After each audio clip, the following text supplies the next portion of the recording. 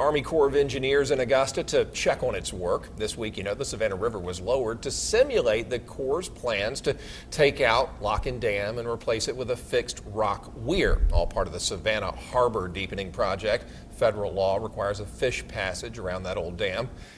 Count on News Channel 6's senior reporter George Ascala there. He is live in the newsroom. And George, I tell you this much, a lot of people in Augusta don't like what the potential future Savannah River could look like.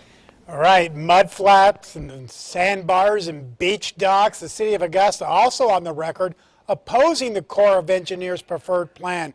But Corps officials are shooting that down, what the city wants to see instead. Army Corps of Engineer officials were giving the Savannah the once-over, gauging the impacts of the drawdown, and in the end saying there were few surprises. We're seeing about exactly what we expected to see.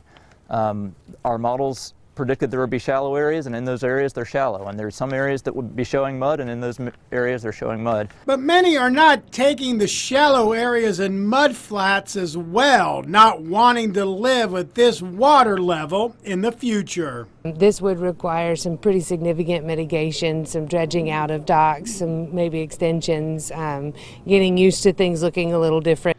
That's not what the Augusta Commission has in mind. It passed a resolution in December opposing the Corps' plan in favor of fixing up the old dam and building a fish ladder, an option referred to as 1-1.